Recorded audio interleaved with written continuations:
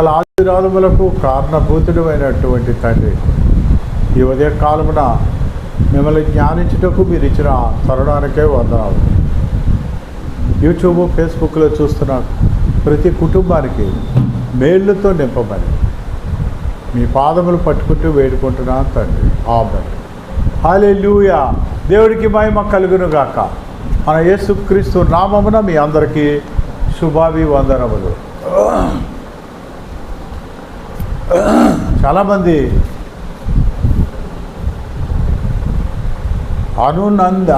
దైనందిక జీవితంలో నీతివంతుడు అవటానికి బహు ప్రయాసపడతా ఉంటారు. మేము ఒక 100 మందికి అన్నదానం చేస్తాను, నీతివంతుడు అవుతానా అని ప్రశ్న వేసుకుంటుంటారు. నేను ఇండియాలో ఉన్న నదులన్నింటిలో స్నానం చేస్తాను, నన్ను దేవుడు నీతివంతుడిగా మారుస్తాడేమో, నేను ఒక 100 బావులు తవ్విస్తాను, నన్ను దేవుడు నీతివంతుడిగా మారుస్తాడేమో, ఈ విధముగా మానవుడు ఆలోచన చేస్తూ ఉంటాడు. అంత్య దినాల్లో, ఈ అంత్యకాలములో, ఈ కలికాలము కలియుగం అని హైందవులు అంటారు, అంత్య దినాలని మన క్రైస్తవులు అంటారు. ఈ అంత్య దినాల్లో దేవుడు ఎవరిని నీతివంతుడుగా ఏర్పాటు చేస్తాడు, ఎవరిని నీతివంతులుగా మారుస్తాడు అని మనము ఒక ప్రశ్న వేసుకుంటే, బావులు తవ్వించిన వాళ్ళకి, అన్నదానం చేసిన వారికి క్రియల వలన తాము నీతివంతులు అవుతామని భ్రమపడతా ఉంటారు. కానే కాదండి, బైబిల్ అలా చెప్పటంలా. అయితే చనిపోయిన తర్వాత, నిద్రించిన తర్వాత నీ క్రియలు నా వెంట వచ్చును, వాని వెంట వచ్చును, ఎవడి క్రియలు వాడి వెంట వచ్చును. అవి దేవుడు చూస్తూ ఉంటాడు. అది ఆడైనా మగైనా, పురుషుడైనా స్త్రీ అయినా, ఈవెన్ నపుంసకులైనా, షండు అంటారు వారైనా సరే, గుడ్డివారైనా కుంటివారైనా, మగవారైనా కుష్టివారైనా, జబ్బు ఉన్నవారైనా జబ్బు లేని వారైనా, ప్రాంతాలు ఏ ప్రాంతమైనా, ఏ భాష అయినా, ఏ కులమైనా, ఏ మతమైనా, దేవుడు నీతివంతుడిగా ఎంచాలంటే కొన్ని మాటలు బైబిల్లో చెప్పాడు. ఎవరిని దేవుడు నీతివంతుడిగా ఎంచుతాడు అంటే బైబిల్ సూటిగా చెప్తా ఉంది. రోమీయులకు రాసిన పత్రిక 8వ అధ్యాయము 33వ వచనం. దేవుని చేత ఏర్పరచబడిన వారి మీద, చూసారా, దేవుని చేత ఏర్పరచబడిన వారి మీద నేరం మోపువాడెవడు, నేరము మోపువాడెవడు, నీతిమంతులుగా తీర్చువాడు దేవుడే. హల్లెలూయా. నీతివంతుడుగా తీర్చువాడు దేవుడే. దేవుడే అంటే he himself declared we are righteous man. అతను అంతలుగానే దేవుడు అంతల దేవుడుగా, అతనంతలు అతనే స్వయముగా మనల్ని నీతివంతుడిగా మార్చగలడు అని ఈ వాక్యం చెప్తా ఉంది. రోమీయులకు రాసిన పత్రిక 8వ అధ్యాయం 33లో ఎంత కేటగారికలుగా చెప్తాడు. ఆ అర్థం నాకు చాలాసార్లు అనుమానం వస్తుంది. ఇంకొక మాట చూద్దాం. చూడండి, ఆదికాండం 15వ అధ్యాయం 6వ వచనం. ఆదికాండం 15వ అధ్యాయం 6వ వచనం.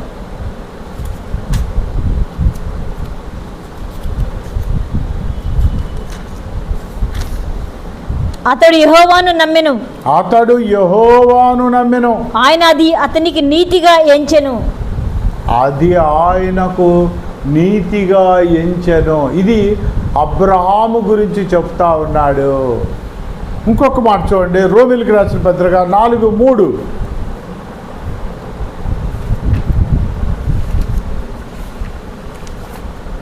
రోమీయులకు రాసిన పత్రిక 4వ అధ్యాయం 3వ వచనం. ఇప్పుడు దేవుడు ఎవరిని నీతిగా ఎంచుతాడంటే ఆయన ఎవరిని నీతివంతుడుగా డిక్లేర్ చేస్తాడో వాడే నీతివంతుడు, అంతే. లేఖనమేమి చెప్పుచున్నది? లేఖనమేమి చెప్పుచున్నది? అబ్రహాము దేవుని నమ్మెను, అబ్రహాము దేవుని నమ్మెను, అది అతనికి నీతిగా ఎంచబడెను. నమ్మితే చాలు, నువ్వు నీతివంతుడు అయిపోతావు. హల్లెలూయా. ఇంకా సూటిగా చెప్పాడనమాట, ఎవరైతే దేవుణ్ణి నమ్ముతారో వాళ్ళు నీతివంతులు. ఇంకా మాట చెప్తాను చూడండి, యాకోబు 2:25లో ఒక మాట, ఇది చదివే ముందు మాట చెప్పాలి. ఒక వేశ్య ఉంది, అనేక మంది విటుళ్ళతో కలుస్తూ ఉంటుంది, పాపం చేస్తూ ఉంటుంది. రోజు ఆవిడ వచ్చింది, వచ్చి అయ్యా మరి నేను నీతివంతురాలని కాదు, నేను రోజు పాపం చేస్తాను, ఇతర పురుషులతో వ్యభిచారం చేస్తూ ఉంటాను, మరి నన్ను నీవు నీతివంతురాలుగా మారుస్తావా అని ఒక వేశ్య అడిగింది. మామూలుగా అయితే దేవుడి నియమం ఏంటి? పరిశుద్ధులను మాత్రమే ప్రేమించాలి, అదే.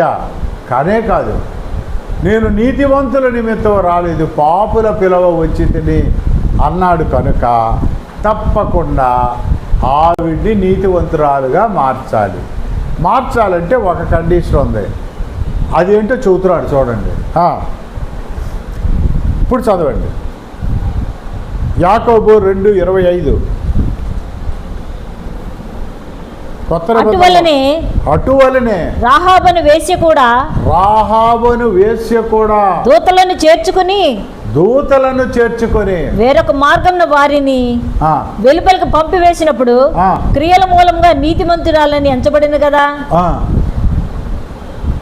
క్రియల మూలముగా నీతిమంతురాలుగా ఎంచబడింది కదా. ఆవిడ క్రియలేంటి?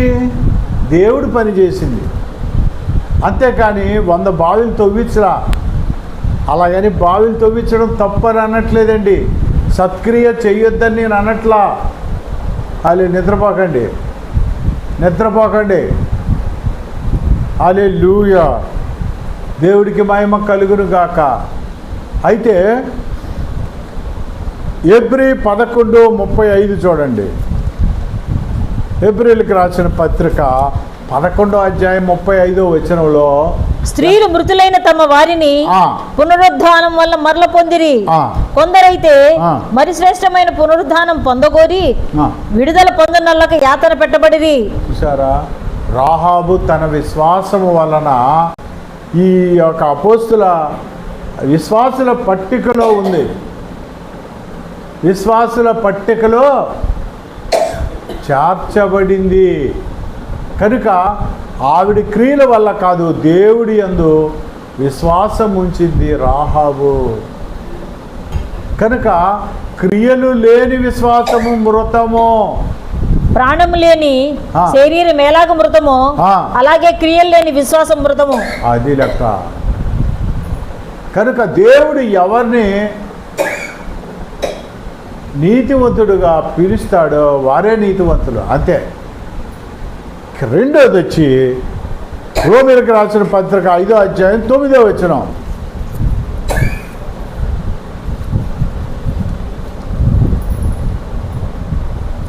మీరు ఇక్కడ ఇంకొకటి చూడొచ్చు, గలతీలు 2:16. గలతీయులకు రాసిన పత్రిక 2:16.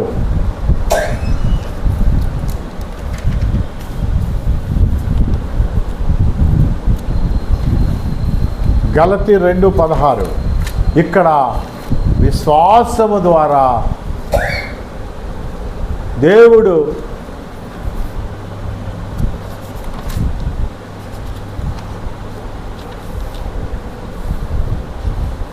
మనము జన్మం వల్ల యూదులమే గాని అన్యజనుల్లో చేరిన పాపులము కాదు. మనుషుడు యేసుక్రీస్తునందు విశ్వాసం వల్లనే గాని, మనుషుడు యేసుక్రీస్తునందు విశ్వాసము ద్వారా గాని ధర్మశాస్త్ర సంబంధమైన క్రియల మూలముగా నీతిమంతుడుగా తీర్చబడ్డాడని ఎరిగి. చూసారా, ధర్మశాస్త్ర సంబంధమైన క్రియల వల్ల నీతివంతుడిగా ఎంచబడ్డావు. క్రియల మూలంగా నీతిమంతుడిగా తీర్చబడింది ఎరిగి మనము ధర్మశాస్త్ర సంబంధమైన క్రియల మూలంగా కాక క్రీస్తునందలి విశ్వాసం వల్లే నీతిమంతులను తీర్చబట్టకై యేసుక్రీస్తునందు విశ్వాసం ఉంచి ఉన్నాము. క్రీస్తుని నమ్మితే చాలు, యేసే క్రీస్తుని నమ్మితే మనకి రక్షణ, మనం నీతివంతులుగా తీర్చబడతాం. రోమీయులకు రాసిన పత్రిక 3:30 కూడా ఉంటుంది చూడండి. రోమీయులకు రాసిన పత్రిక 3:30 దాంట్లో కూడా ముందు ఏమన్నాడు, దేవుడు మూలముగా మనము నీతివంతులం అవుతాము. 2 ఏమంటున్నాడు, ఆయన రక్తము వలన. 5:9 చూడండి, రోమీయులకు రాసిన పత్రిక 5:9.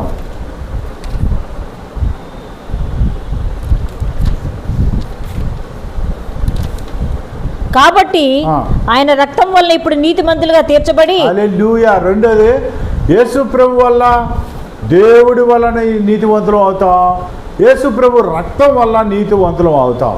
దీని ముందు ఒక్క మాట చెప్పుకోవాలి మనం. రోమీయులకు రాసిన పత్రిక 1:17. నీతిమంతుడు విశ్వాస మూలంగా జీవించడని వ్రాయబడిన ప్రకారము విశ్వాస మూలంగా అంతకంతకు విశ్వాసం కలిగినట్టు దేవుని నీతి దాని యందు బయలుపరచబడెను. అది కనుక రెండో దానికి వచ్చేసేయండి.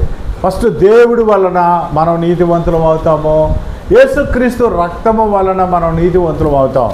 5:9 రోమీయులకు రాసిన పత్రిక 5:9.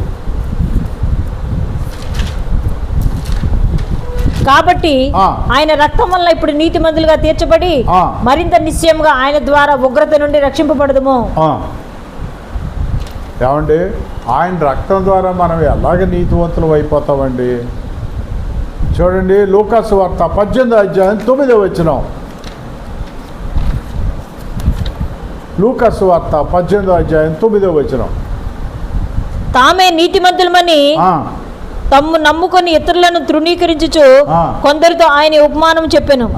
ప్రార్థన చేయుటకు 2 మనుషులు దేవాలయంలోకి వెళ్ళిరి. వారిలో ఒకడు పరిసయుడు, ఒకడు సుంకరి. పరిసయుడు నిలవబడి, దేవా, నేను చోరులను, అన్యాయస్తులను, వ్యభిచారులైన ఇతర మనుషులైన ఈ సుంకరి వల్ల నేను ఉండక నీకు కృతజ్ఞతాస్తుతులు చెల్లించుచున్నాను. వారమునకు 2 మార్లు ఉపవాసం చేయుచు నా సంపాదన అంతట్లో 10వ వంతు చెల్లించుచున్నానని తనలో తాను ప్రార్థించుచుండెను. అయితే సుంకరి దూరంగా నిలవబడి ఆకాశం వైపు కన్నులు ఎత్తుటకై నేను ధైర్యం చాలక రొమ్ము కొట్టుకొనుచు, దేవా, పాపిరైన నన్ను కరుణింపమని పలికెను.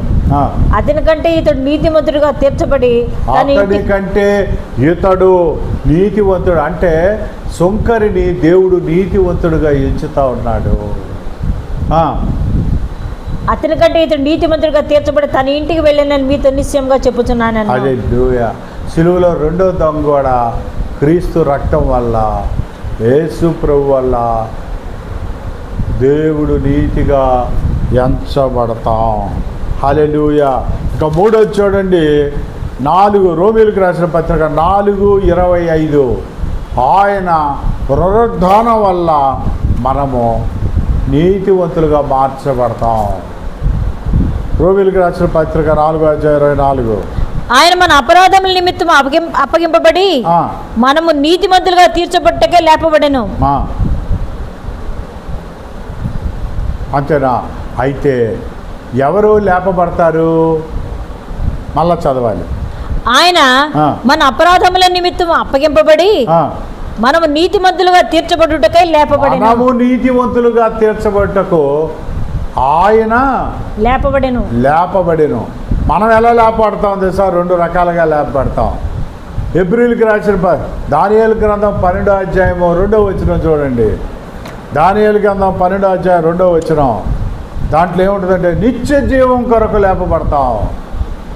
నిత్య జీవం కొరకు. నీతివంతులు అయితేనే కానీ నిత్య జీవంలో ప్రవేశించలేరు. చూడండి, మరియు సమాధుల్లో నిద్రించి అనేకులు మేలుకొందురు. కొందరు నిత్య జీవం అనుభవించుటకును. కొందరు నిత్య జీవం అనుభవించుటకు, ఎటర్నల్ కింగ్డమ్ అనుభవించుటకు ఇది ఒక గ్రూపు. కొందరు నిందల పాలగుటకు, నిత్యముగా కొందరు నిందల పాలగుటకు, ఇది ఒక రిజరక్షణ. ఇది ఏంటంటే నిందల పాలవుటకు అంటే దోషుల పునరుద్ధానం ఉంటుంది, నీతివంతుల పునరుద్ధానం ఉంటుంది. దీన్నే యోహాను భక్తుడు ఏం రాశాడు? 5:28 చూడండి. 5:28 యోహాను సువార్త 5వ అధ్యాయం 28వ వచనం, మేలు చేయువాడు జీవ పునరుద్ధానమునకు. దీనికి ఆశ్చర్యపడకుడి, ఒక కాలం వచ్చుచున్నది, ఆ కాలం నా సమాధిలో ఉన్న వారందరూ ఆయన శబ్దం విని మేలు చేయువారు జీవ పునరుద్ధానము, కీడు చేయువారు తీర్పు పునరుద్ధానములకు బయటికి వచ్చెదరు. అంటే అక్కడ నిందల పాలవుటకు అని దానియేలు రాశాడు, ఇక్కడ యోహాను భక్తుడు ఏమంటున్నాడు? తీర్పు పునరుద్ధానమునకు వీళ్ళు ఎత్తబడతారు. 2 కొత్త పాయింట్లు వచ్చినాయి. వేస్తే నీతివంతురాలు అవుద్దా అంటే అవుద్ది. వ్యభిచారం చేస్తుంది ఈవిడేమి భక్తురాలు అని అనుకుంటున్నారేమో. వేస్తే నీతివంతురాలు రాహాబు తన వేస్తే అయినప్పటికీ దేవుడి యందు విశ్వాసం ఉంచి విశ్వాసుల పట్టికలో చేరింది. దేవుడి పనిలోనే ఆ యొక్క దూతల్ని దాచిపెట్టింది. రాజు బట్టలు వచ్చినప్పుడు లేరని చెప్పొద్ది. చూసారా ఎంత గొప్ప ఆధిక్యత ఆవిడికి పరలోకం ఇచ్చాడు. అంతేకాదు ఆవిడికి ఇంకా ఎక్స్ట్రా ఏమి ఇచ్చాడంటే దేవుడు యేసు ప్రభు వంశావళిలో చేరిపోయింది ఆవిడ. హల్లెలూయా. రాహాబు కానీ, రూతు కానీ, బేత్షెబా కానీ, తామారు కానీ, మరియమ్మ కానీ వీళ్ళందరూ యేసు ప్రభు వంశావళిలోనే ఉన్నారు. కనుక లూకాసు వార్త 14:14 చూడండి.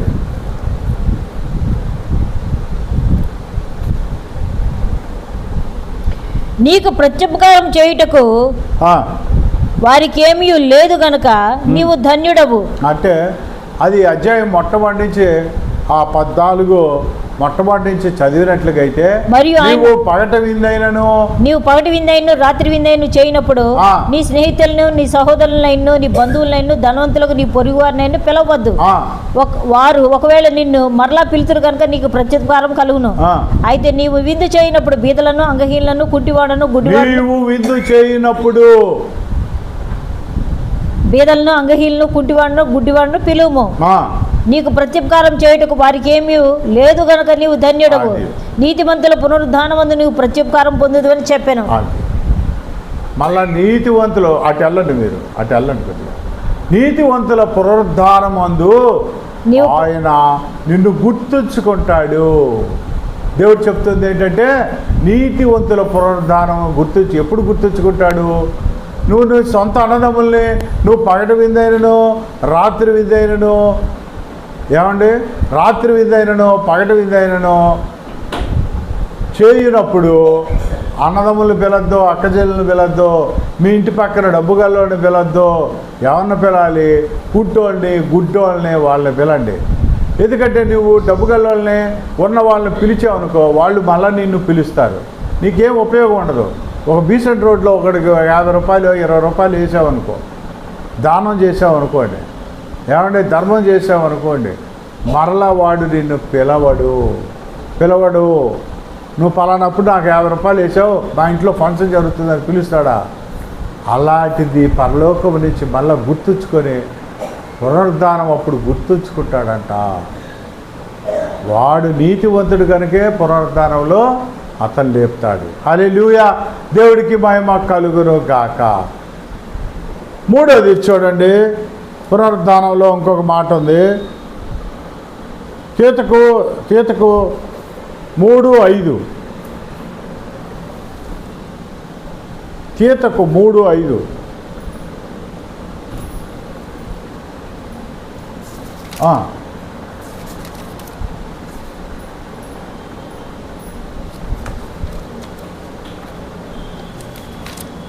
త్వర తీయాలి. ఈ బోర్న్ అగైన్ అనుభవం, తిరిగి జన్మించే రీజనరేషన్ అంటారు. ఇట్లే పునరుద్ధానం వల్ల ఫస్ట్ దేవుని వలన నీతివంతులుగా ఎంచబడతాం, తర్వాత యేసు రక్తం వల్ల నీతివంతులుగా చేర్చబడతాం. 3 పునరుద్ధానం వల్ల. దీంట్లో 2, 1 నిత్యజీవం పొందుటకు, 2 దోషులు అంటే మరి వాళ్ళు తప్పు చేసిన వారు, కీడు చేయని వాళ్ళు తీర్పు పునరుద్ధానం నాకు ఎత్తబడతారు. 4. 5వది ఇప్పుడు చదవండి. తీతకు 3:5. మనము నీతిని అనుసరించి చేసిన క్రియల మూలంగా కాక ఇంత చెప్పాను చూసారా, 100 బావులు తవ్విస్తా, నేను ఎండాకాలం రేకుల షెడ్డు చలివేంద్రాలు కట్టించా. మనం ఇలాంటి ఎన్నో నీతి క్రియలు సత్క్రియలు చేస్తూ ఉంటాం. వాటి వల్ల కానే కాక మనము నీతిని అనుసరించి చేసిన క్రియల మూలముగా కాక తన కనికరము చొప్పునే పునర్జన్మ సంబంధమైన స్నానము ద్వారాను, అది పునర్జన్మ సంబంధమైన అంటే బాప్తిస్వం ద్వారా, పరిశుద్ధాత్మ మనకు నూతన స్వభావం కలిగేయట ద్వారాను. నూతన స్వభావం ఎక్కడి నుంచి వస్తుందండి? హెచ్కేలు గ్రంథం 36:26 మీకు నూతన హృదయమును ఇచ్చేదను అంటాడు. ఇదే కంటిన్యూ చేయండి, మీరు తీలేపోతున్నారు.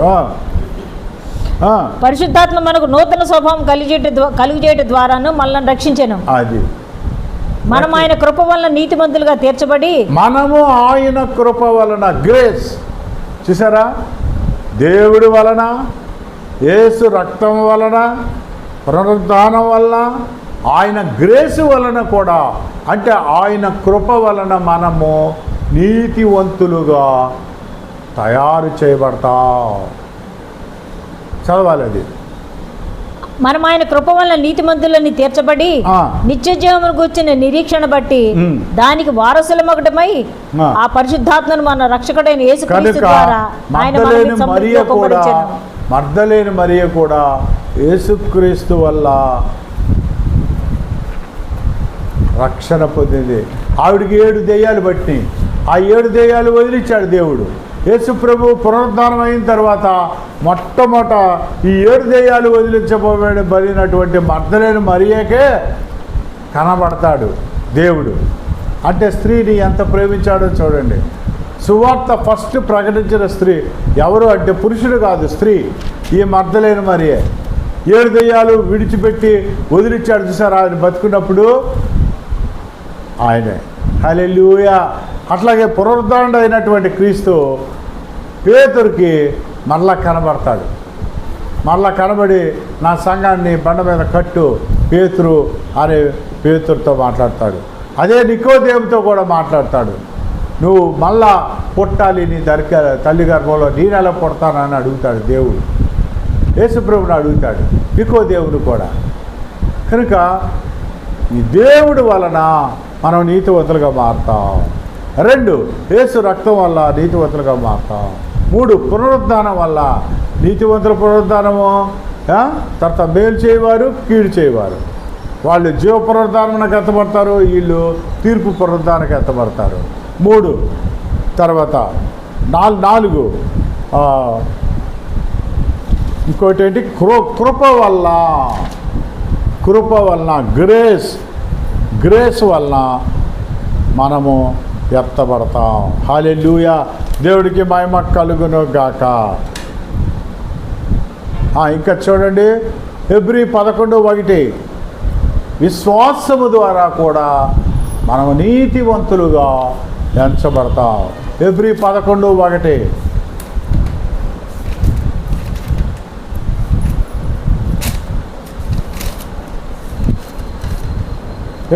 విశ్వాసమనున్నది నిరీక్షింపబడి వాటి యొక్క నిజ స్వరూపమును అదృశ్యమైనవై ఉన్నటకు రుజువునై ఉన్నది. దాని అబ్రహాము విశ్వాసము లేని చోట ఇక అవకాశం లేదు, అది కనబడదు, అయినప్పటికీ నమ్మాడు. అతడి నీతి అతడు విశ్వాసం అతన్ని నీతిగా ఎంచబడింది. చూడండి 15:6 ఆదికాండం 15:6 చెప్తున్నాడు. అతడు దేవుణ్ణి నమ్మెను, అది అతనికి నీతిగా ఎంచబడింది. అంటే విశ్వాసము ద్వారా దేవుడు నీతివంతుడుగా మారుస్తాడు. అతడు యెహోవాను నమ్మెను, ఆయన అది అతనికి నీతిగా ఎంచెను. ఆయనకు నీతిగా ఎంచబడి అంటే విశ్వాసము ద్వారా దేవుడు నీతివంతులుగా మారుస్తాడు. ఆయన కృప వలన మనం నీతివంతులుగా, అంటే మన క్రియల వల్ల కాదు, ఆయన కృప వల్లనే మనం నీతివంతులుగా మార్చబడతాం. ఆయన రక్తం వల్లనే మనం నీతివంతులుగా మార్చబడతాం. ఆయన పునరుద్ధానం వల్లే మనం నీతివంతులుగా మార్చబడతాం. ఆయన వల్లనే మనం నీతివంతులుగా మార్చబడతాం. ఆ మహాదేవుడు, ఆ సృష్టికర్త, ఆయనందు విశ్వాసం ఉంచడం ద్వారా మనం నీతివంతులుగా మార్చబడతాం. అంతేకాని మనం చేసే క్రియల వల్ల కానే కాదు. అయితే మన క్రియలు మన వెంట వచ్చును.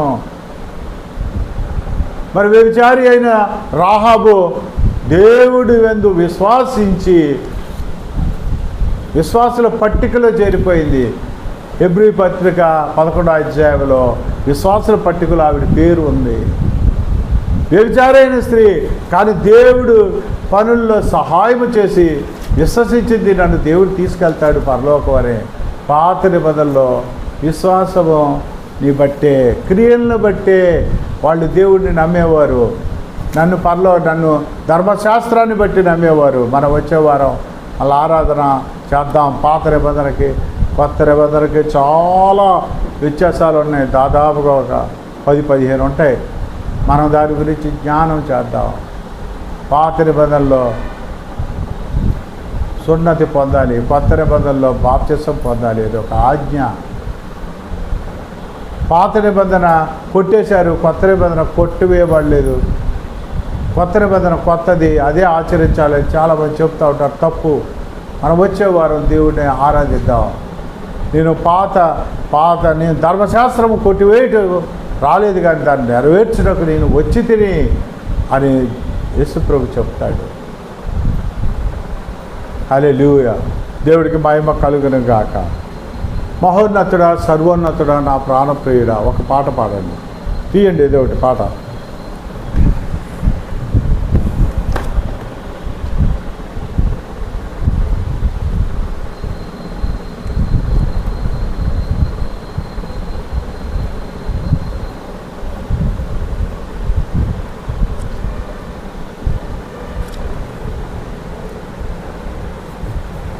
పనికి రాని నన్ను నీవు పైకి లేపితివి, క్రీస్తనే బండపైన నన్ను నిలిపితివి.